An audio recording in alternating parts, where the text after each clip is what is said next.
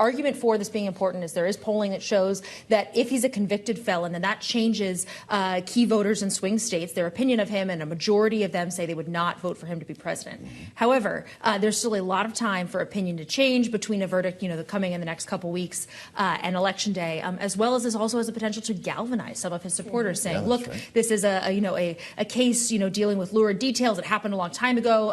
Some people even suggest this isn't as important of a case as some of the others, which are unlikely to go to trial.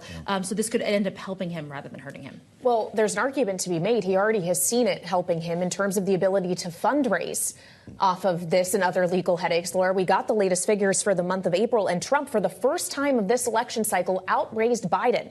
He in the RNC polling in $76 million, Biden in the DNC, $51 million. It'll be a few more months before we can say a pattern has been established, but certainly the campaign must be proud of these figures.